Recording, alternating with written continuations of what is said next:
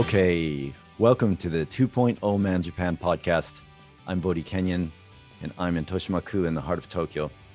Our why for 2.0 Man Japan is to help men living in Japan break the shackles of social conditioning and help them optimize their thinking and behavior so that they become stronger, freer, more purposeful men who love their life. One way we can inspire men is through conversations, as you will hear today in this podcast. Our guests are men from all over the world who are filled with wisdom, courage, and who are living their why. They have a why that makes them cry. We work with men directly in our 2.0 Man Japan membership, which takes men through a journey of healing and strengthening their body, empowering their minds, and working together through mentoring and peer support to find their why and to start putting that into practice. We are creating a world-class community in which members care for each other, inspire each other, and reach higher levels of freedom so they can each powerfully impact their family, friends, and community. So today I have a wonderful guest, a dear friend, a brother. His name is Mark Segerlund. He was born and raised in Akron, Ohio, in the USA. After high school, he lived in Denmark. He's been a charismatic musical director and actor in a musical known as the English Carnival to hundreds of thousands of raving fans for the past 34 years. He is the vice president of World Family Club. He's my best friend. Welcome, Mark Segerlund. Nice to meet you. It's nice to meet you too. Hey, Mark. Welcome. Hi. Thank you for being my special guest, special best friend, my boss. Thank you for having me. How long have we known each other, Bodhi? I think 2000. I mean, in this lifetime. In this lifetime, right? 2003. So Awesome. yeah, 18 years. Wow, that's hard to believe, isn't it? Wow. 18 years. So it's an honor. It's a pleasure. You've helped me change my life, and I can't count the number of ways. So thank you. There may be Japanese in this conversation, so Mark, right. That's fine. It's totally fine. That's totally fine. It is the Japan 2.0 Man Japan, so Japanese is, yeah. Everything's welcome. Swear words, Japanese words. はい、頑張りたいと思います。ね、お願いします。はい。So, I want to ask you, Mark, what brought you to Japan originally? Why did you come here? Well, after I lived in Denmark for a year, I wanted to go back to Denmark. And I applied for a Rhodes Scholarship. Yeah, like I was going to get that. So as a backup, I was working in the International Students Office at my university, and the director there said, Japan is the future. And there was a poster there that said, work for Mombusho. And I said, okay. And I didn't, it was just a backup plan. And I went to New York City for the first time in my life and had the interview, and wow, I was so relaxed because I didn't really care. But then the Denmark thing, of course, didn't come through, and I got the job in Japan, and I said, I'll go for 1 year. Right. And I worked for the Board of Education in Ibaraki. And then I said, okay, I'll make it 2 years. Right. And now it's, I don't know, it's almost 40. It's ridiculous. Wow. Mombusho. So you were in Mito? Is that Ibaraki? I was in Mito, yeah, in Ibaraki Ken. Right. Wow. So I learned to love natto. Right. Did you at first, what was your first experience of natto? I think I had a cold, so I really couldn't smell anything. And it kind of was cheesy to me. So I thought, this is pretty good. Yeah. So I didn't have a problem with it at all. Right. I don't either. I hear so many foreigners say that natto is terrible. And I remember smelling it because my brothers did the same thing when I was in Osaka, was my first experience. And I opened the package and I thought it smelled like coffee on some level. It's a bean, right? Coffee. Yeah, it was weird. And I thought, oh, no problem. Well, we're just better than everybody else when it comes to natural cuisine. Right. So you worked for the Mombusho, and then what was the transition? How did you come to Tokyo? How did you get involved with World Family? Well, I wanted to learn more Japanese, so I went to ICU. I enrolled there, and I took the Spei Japa classes, the special Japanese classes, a lot of them with returnees, and it was really hard. But it was wonderful. And then I enrolled in graduate school there, and while I was there, I started working for World Family part-time with the adult section. And then the vice president asked me to do a seminar at Tokyo Disneyland, and I did a little show there. I created a show and did it, and he says, "Come work for us full-time." And I thought, whoa, okay, but I'm in graduate school. What are you going to do? So I wrote my mom a letter because we didn't have the internet back then. I said, what should I do? I'm going to go to graduate school. Should I quit graduate school, or should I take this interesting new job? And I couldn't call her because it cost so much money. I didn't have any money then, and she didn't answer me because the mail takes, it'll take 2 weeks to get an answer. Right. Back in the Stone Age in the 80s, and then finally I just decided to take the job. And 3 days later, I finally called my mother, and she said, "Oh, Marky, what did you do?" And I said, "I took the job." She said, "Oh, your education! Oh, how could you?" And then the next breath, she said, "Well, do you like your new job?" That's what mothers are like. Radical acceptance. Yeah, and that's how I got to Royal Family, and I thought I'd stay for a year or two, and yeah, it's been 34. Wow. The same story with Japan too. I'm just going to stay a year, or same. I was going to stay. Staying with something for a long time is a good thing. Definitely. People give up. I mean, it can be marriage, it can be friendship, it can be a job. Sometimes you have to get out, and sometimes people stay for the wrong reasons. But if it gets a little rough, and we had some rough times, and I've had rough times in Japan and at work, but I'm glad that I stuck with it because it's paid off in the end. Sticking with something, it makes a difference. Yeah, and I mean, 34 years, I mean, you were the director of English Carnival, as far as I know. I mean, before that, you were already, so this show wasn't the English Carnival, right? This was even before that, right?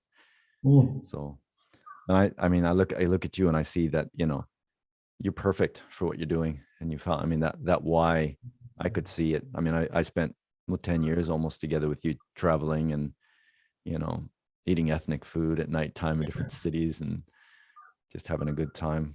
So Mark and I, performing with you on the stage, Bodhi, was one of the highlights of my career. There are certain people you connect with, and I think the whole performance is about connection. Right? You're connecting with the audience, but you're also connecting with the people on the stage. Right. And I just felt such a warm connection with you. It really, every time, it didn't matter if we did 2 shows in a day or even 3, I just kept wanting to do it. I can still remember in Rainbow Mountain swinging around with you, going around and around and around. We almost got killed a couple of times. But it wouldn't have mattered because I would have died with my best friend. So that was okay. Thank you, Mark. That's the same here. That part of my life is precious, right? I mean, we got to perform for sometimes over 1,500 people at a time, right? I mean, sometimes the shows are small, and like I said in the intro, raving fans. I mean, people standing up in the aisles, and if they weren't standing up, Mark would say, "Stand up," and they'd stand up, yelling at the fathers that are there with the family, but. Yeah. But the worst time, Bodhi, in one show, one of my last shows in the show called When I Grew Up, I was with Mary Beth on the stage, and I said, "Okay, mothers and fathers, put your hands up like this. Everybody, boys and girls, put your hands up." And there's a father in the second row just sitting there smiling, and I said, "Oto-san, put your hands up like this." And he still didn't do it, and he still didn't do it. And I was like, "What is wrong? Come on, Oto-san, get with the program." And Mary Beth said to me, "Mark, he's blind." I said, "Oh, okay, let's just move on." Right. So they won't always stand up or put their hands up or do what you want if they can't see. That's right. Yeah. But I mean, how many people get to experience that? I had dreams, actually. I may have said this to you before, but as a teenager, maybe in young 20s, I had a dream that I was like above a curtain looking at a wooden stage. I don't know. Did I ever share that with you? Yeah. I mean, I wanted to be a professional musician, this kind of thing. That was better. and that I think, why was I seeing that? And it's exactly what the stages look like that we performed on. Mhm. So yeah, that was just, thank you, Mark. Thank you for what you said and for bringing me on, and that was a Mhm. wonderful experience. Priceless. We were the kings. That's right. We were the kings. It'd be funny to show some of these videos, and maybe we can get some clips on the side. We'll try to make that happen. She told me on tech she'll be working it. But yeah, that's and you created that. I mean, that all of that impressed me when I started doing the shows, because there's a lot of detail and there's a lot of personality as well.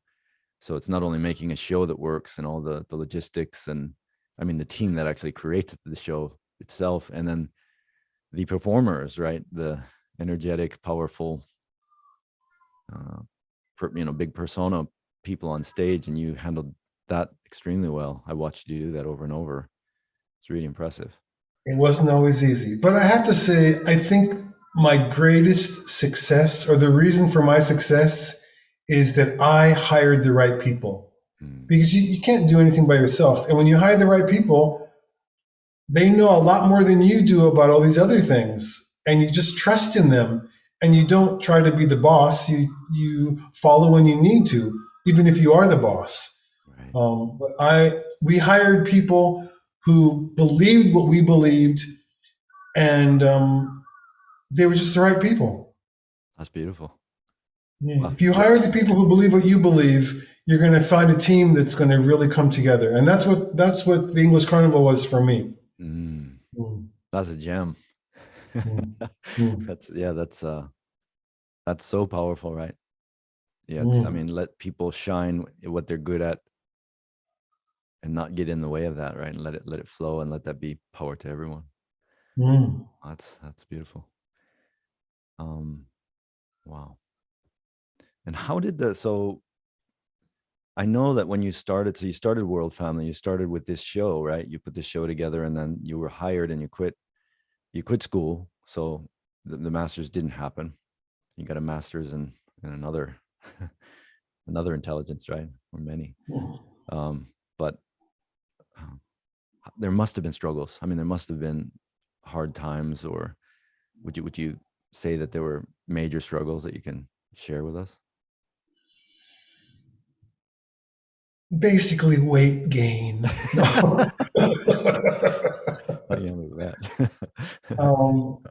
Yeah, a lot of course, the hardest thing is people, people disagreements, or people feeling hurt. And it's worse when people feel hurt and you didn't try to hurt them, but they misunderstood you.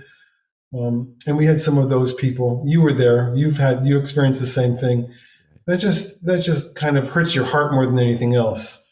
But then, because I think we had such a good team, we were always able to get past it. Right. And it always, I think it always made us stronger, all those struggles. Right. How about on the business side? Because you came into World Family without, as far as I know, without a business background.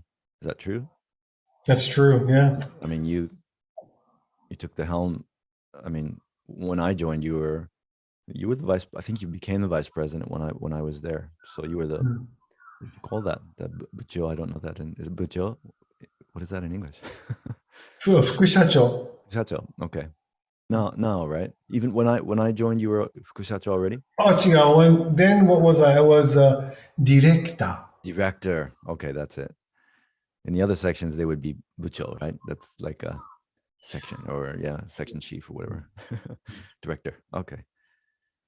But that, like, I mean, all those, I mean, it takes mindset, right? I mean, you go into a new position, and you have to be absolutely flexible and open to learning. I mean, finances, and there's so much involved, right? Again, hiring the right people. I mean, I had a lot of great people help me on that. Right. Yeah. Yeah. Okay.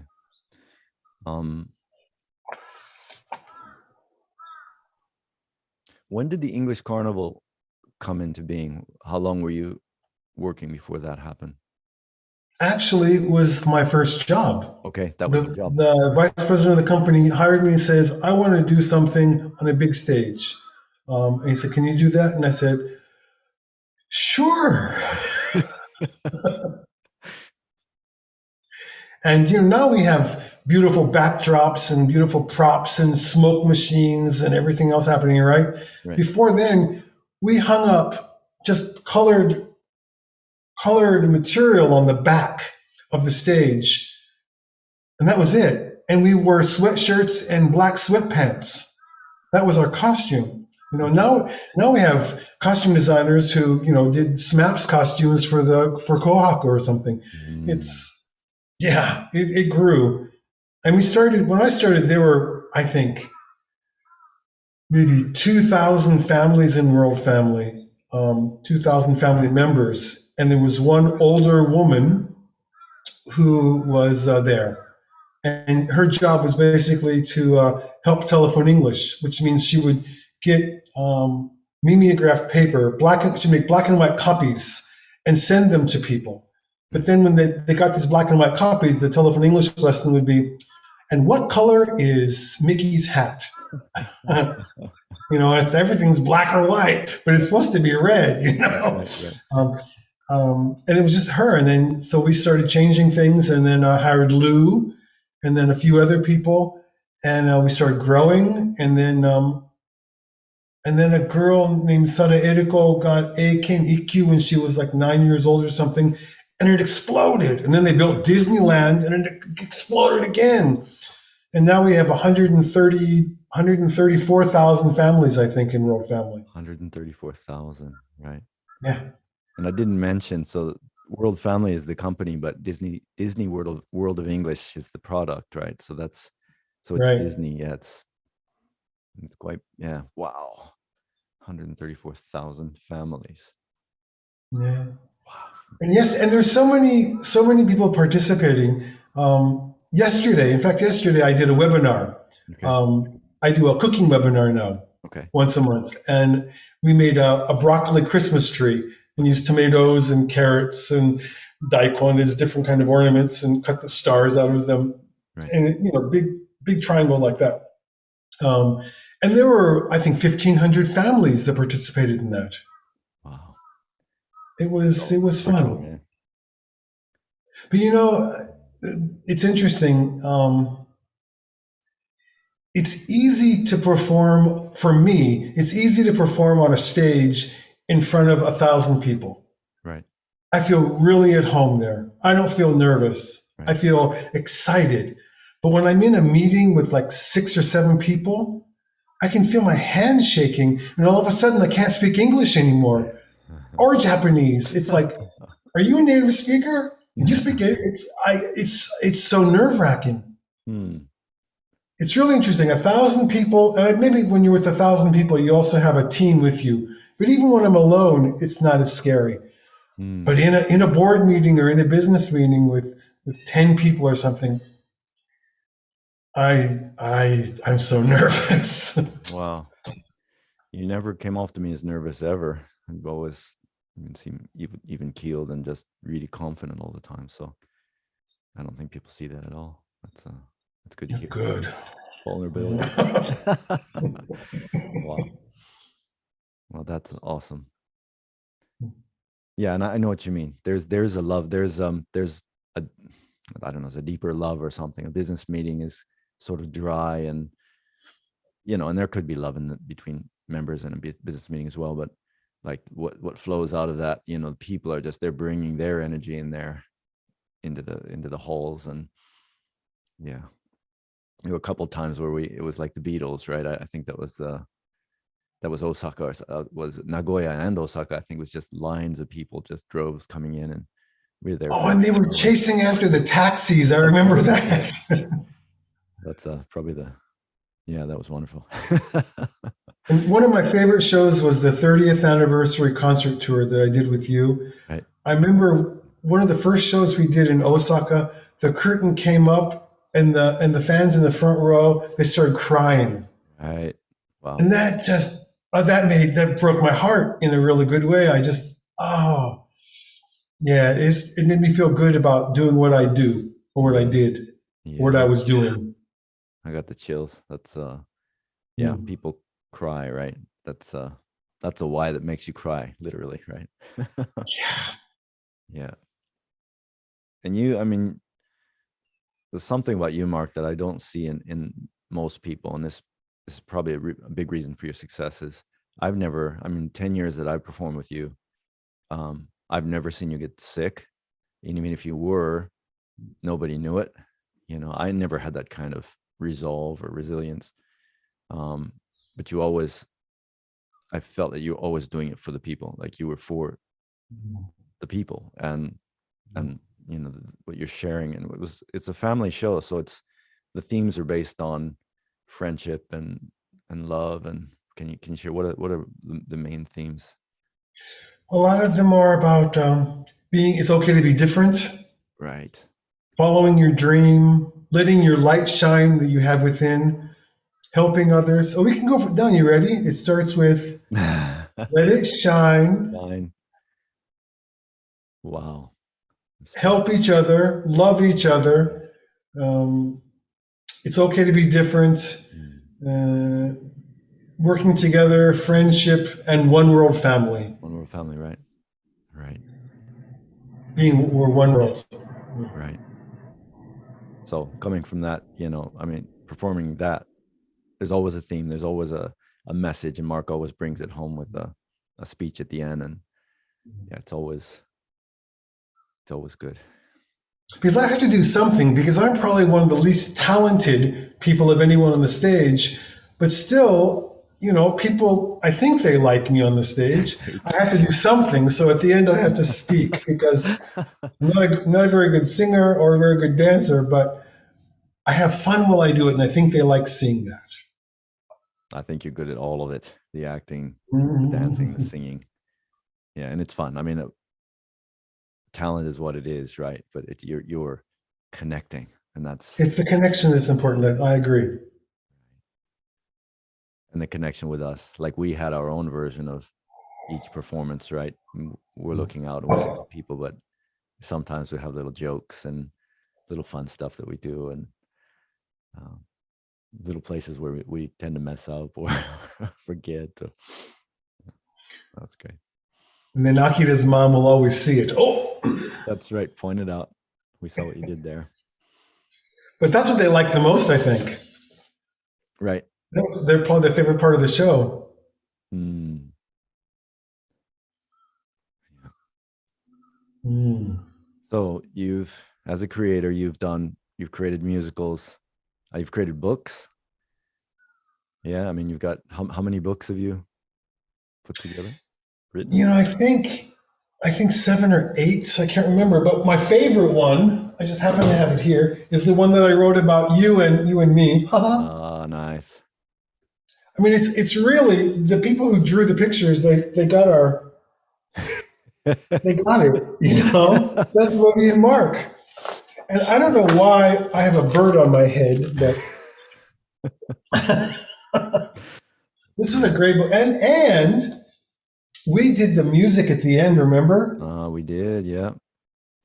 We did a with lot those of really great people in that studio. That was that's the only time we've ever done that.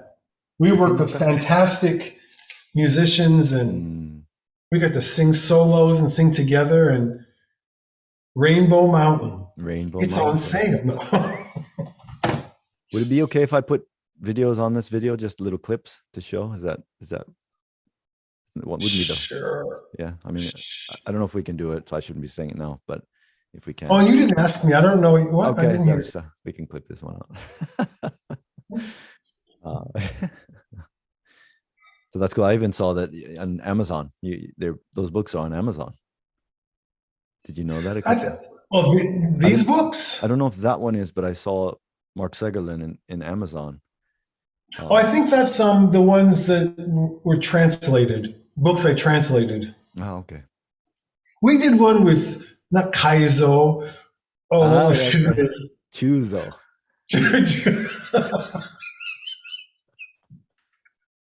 Something about the mice in the log cabin. Yeah. Right. In the Stitch robot or whatever he had, something. Oh Yeah. God. Oh, we yep. also got we also got to travel to Yosemite and With Chuzo. Oh. Chuzo, right? That's where the memory comes from. We got that was an amazing. Just yesterday I had a client said, have you ever been to Yosemite? It's like, have I ever been to Yosemite? He was, where is it and how far is it from wherever? It's like, yeah, it's about 5 hours from San Francisco. But that those trips to the USA twice a year, first few I went with you and it was solo after that, but wow, those were beautiful. And the bear, Yosemite was amazing. Oh, we saw that bear. Do you remember that I think it's the last year. Yeah. The brown bear just took off running. It's like, wow. The girl came up to me, she said, hey, there's a bear. And I'm adopted. That's right. Oh, okay. And I'm adopted. Yeah. Yeah. There's a bear over there. And I'm adopted. Right. Okay. You might not want to include that in the podcast. That's okay. That's okay. Yeah. Good memories. Yeah. And I remember this one too. Right. Half dome. Half dome. So charades. Yeah. Half dome. That's when you shaved your head, and I just didn't have any hair anyway. Right. All the kids loved it. Well, still definitely half dome now. Well, I'm 3/4 dome.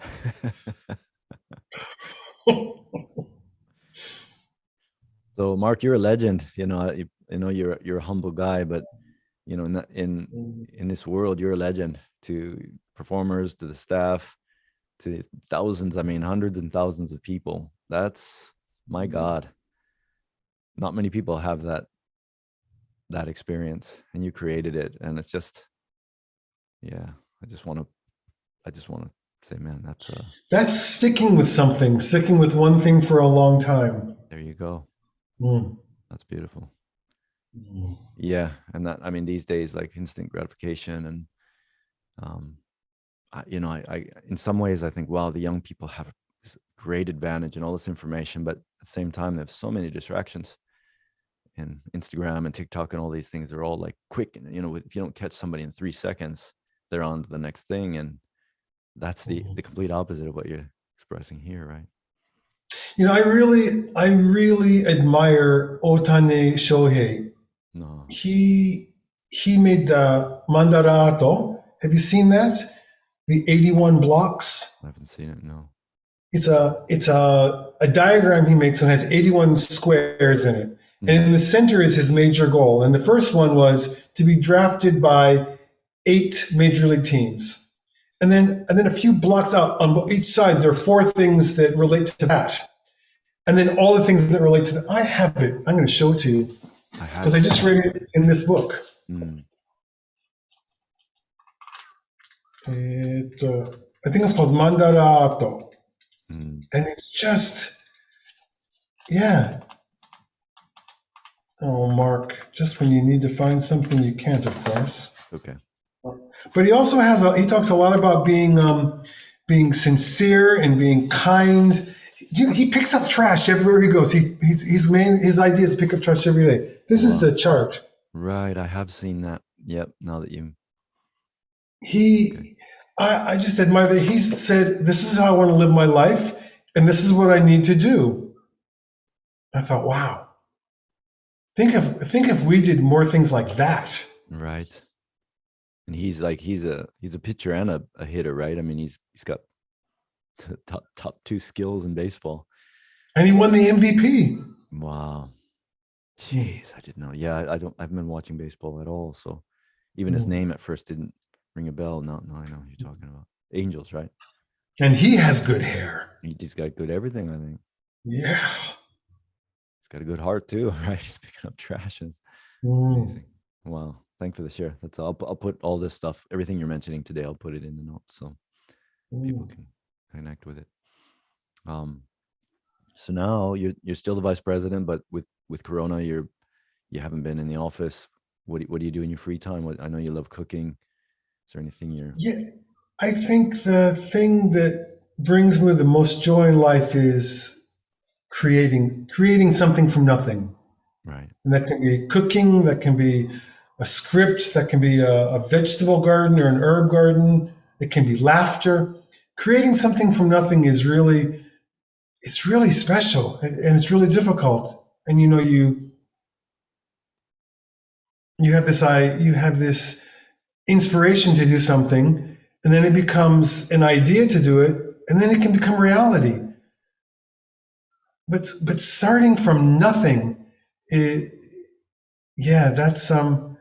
that's where I find my joy. So that's what I'm doing. I'm cooking a lot, eating a lot, working in the garden, painting and drawing. I've been doing a lot of that. Creation. Also, I wrote a new script, The Violet Show. It's on the stage show, and that's just started. Violet. So Violet's the main character. Yeah, Violet with 2 performers on the big stage. Oh wow, cool. And then the webinars. Yeah. I love how you've given me gifts. Kanji, so Japanese characters in, a very creative Mark-esque form. That's really cool. And that is hard, right? It is hard to do, and it's not only hard. Maybe it's not so hard to do, but it's more.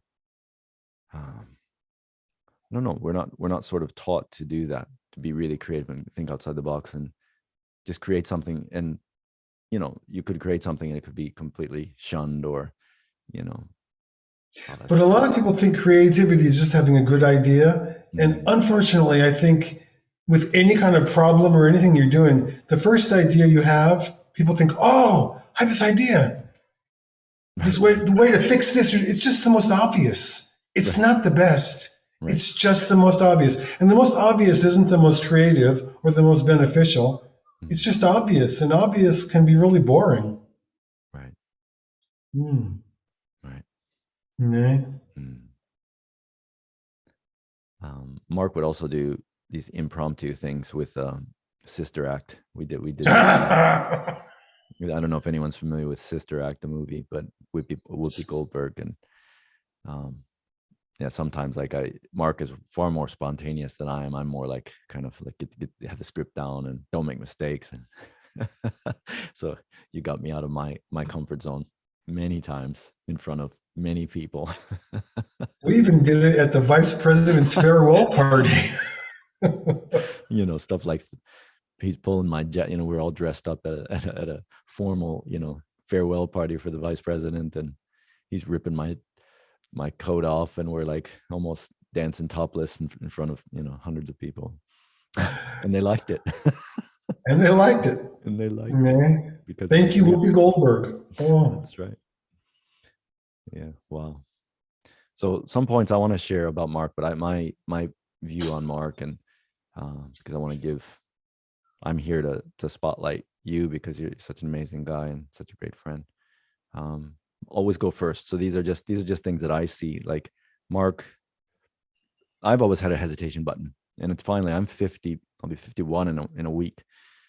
I've always had a hesitation button that I always pushed, and recently I've taken it out. I've destroyed it, but I've always seen you do that. Always go first. Always kind of reach out to people. Always greet people.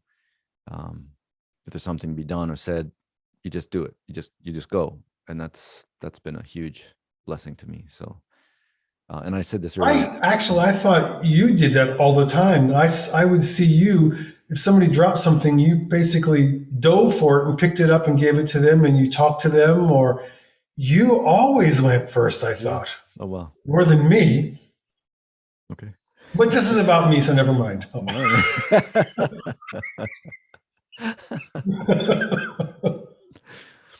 Thank you for that. I didn't realize that. Never complain. Yeah, I said this earlier in the conversation about no matter how you felt, you always performed. You always cranked it up. I don't know how you did it, but I mean, we every weekend for months on end, I guess we would be in a show, sometimes in Fukuoka, say two shows probably, and then the next day we're in Hiroshima. That's a hard schedule.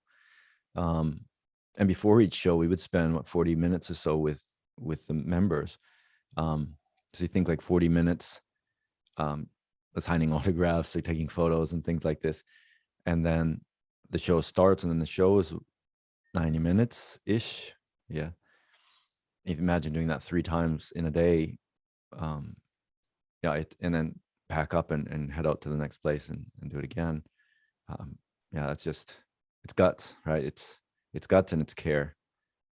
So that's, I want to recognize you for that. It's really impressive. I've never experienced anybody like you that way. Yeah. You're a tough cookie. That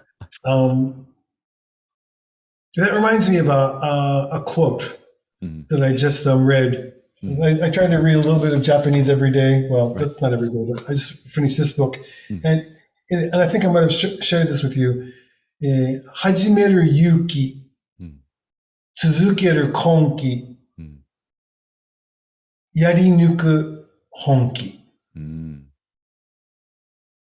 So I guess, I don't know, you can help me translate it, but it's like the courage to start, right? The perseverance to continue on, and the guts to see it through. Right. The grit to see it through. Right. That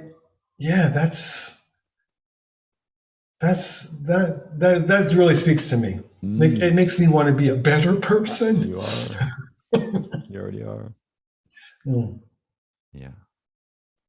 Yeah. And that's, that's the whole reason for what we're doing now. Because so many people are kind of just going through the motions. And like you said, with young people, we have such an opportunity, and there's so many distractions now, and there's so much comfort. We don't have to really do it. But the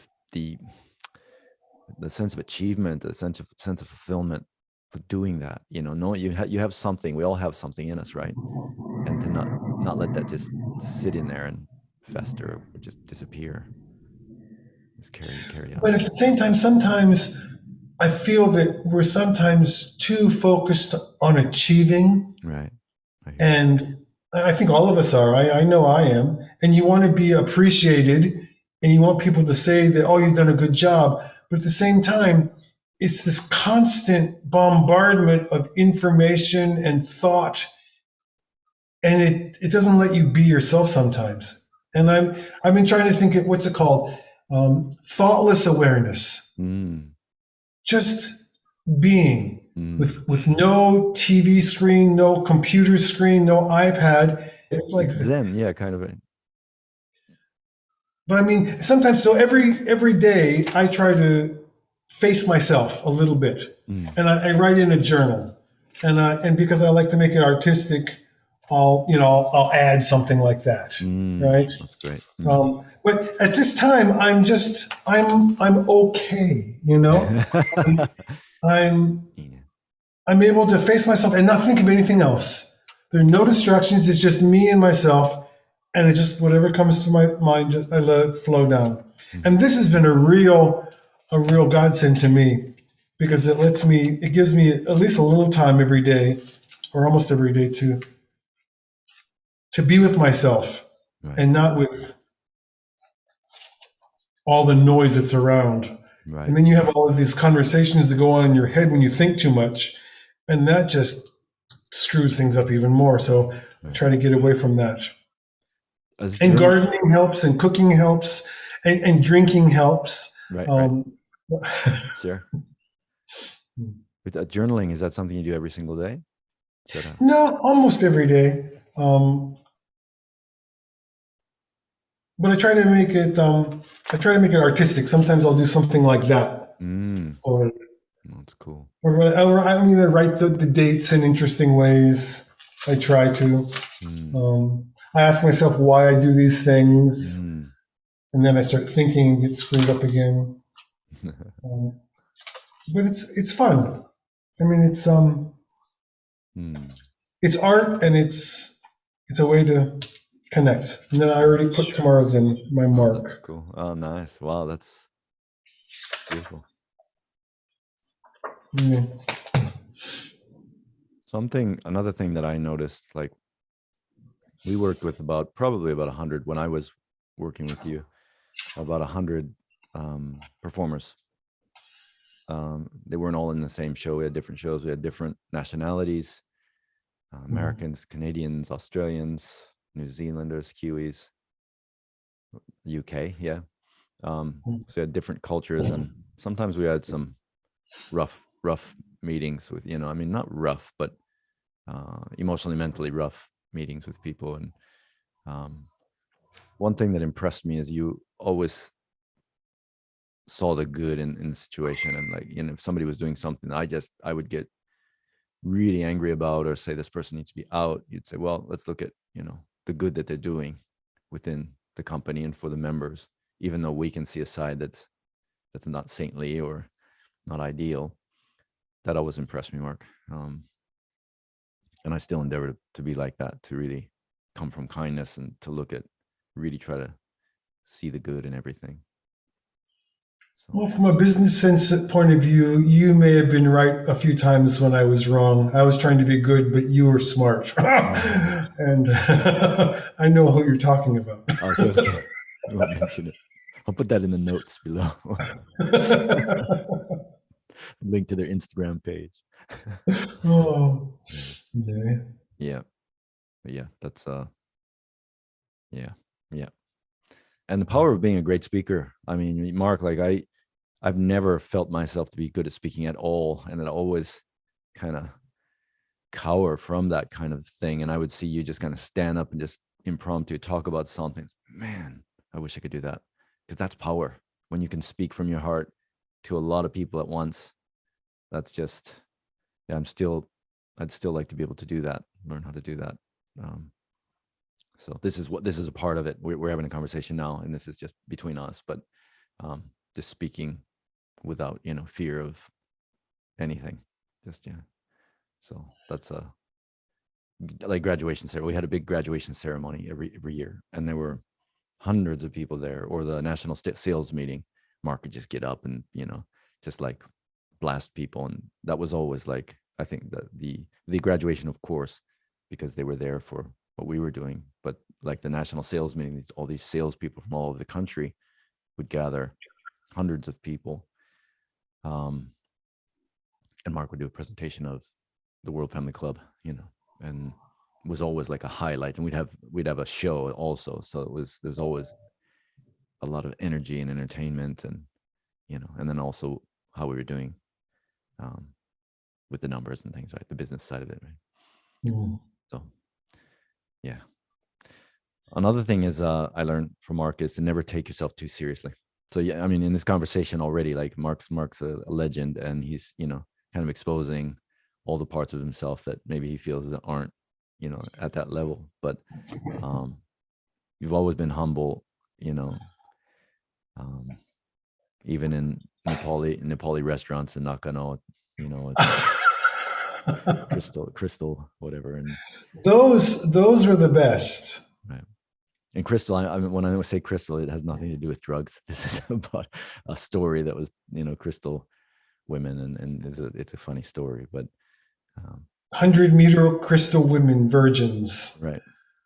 We met some interesting people on our travels, and some of them we thought were women, and they were men. That's right. Oh. That's true. That's right. In regular restaurants, that's regular establishments, in curry restaurants. Right. Oh.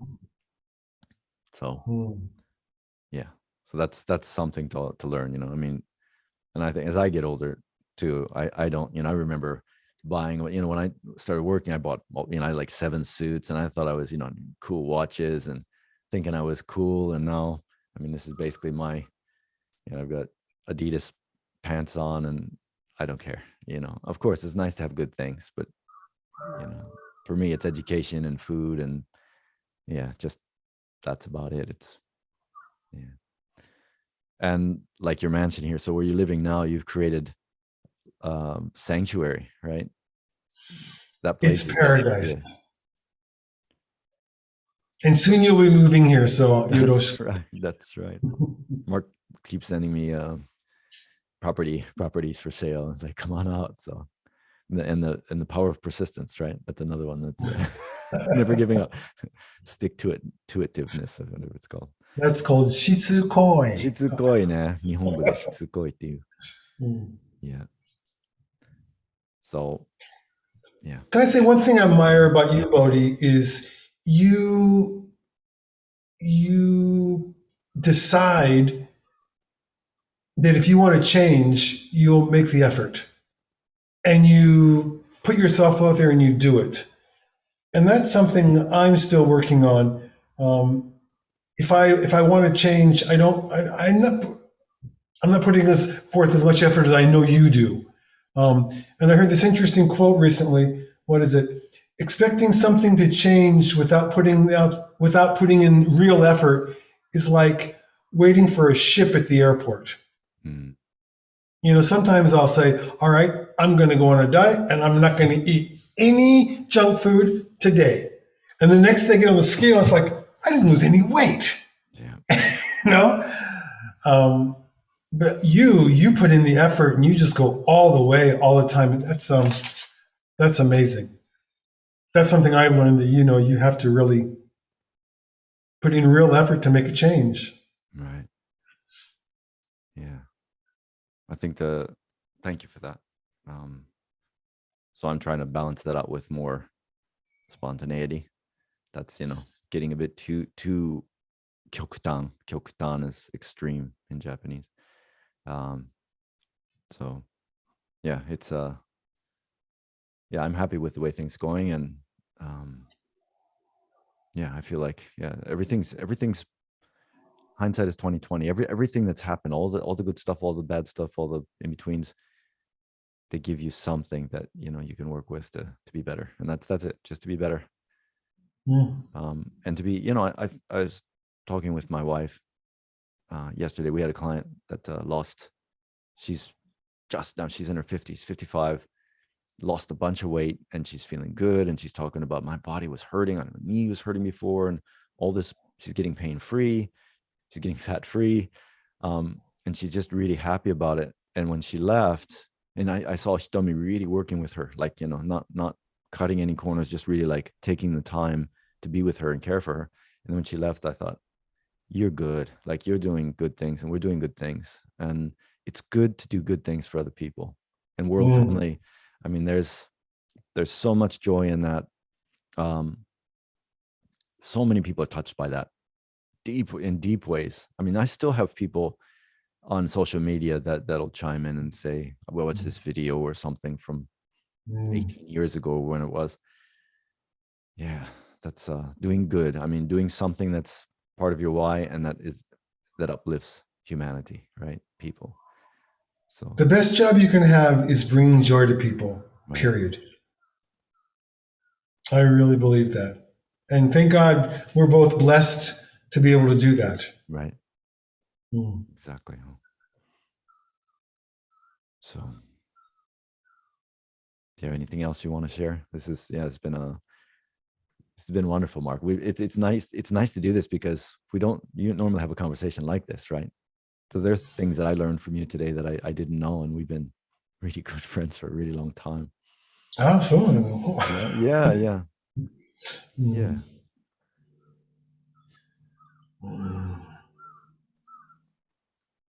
What else can I say? I don't know. I've enjoyed my time at World Family, and especially my time with you there, and having the opportunity to be creative and to bring joy to people.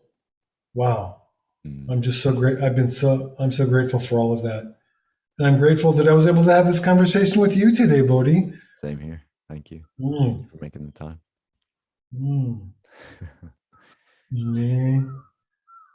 Maybe you didn't get any gems today, but we got a lot of nice talking in. That's good. The gems. Every time I put my pen on the paper, there was a gem there. So, yeah. Thank you so much, Mark. No, thank you. He told me a big hug for me. I will. Be well. Be well. Be strong. Be kyoktan. Yes. Guaranteed. Have a good day, Bodhi. Love you.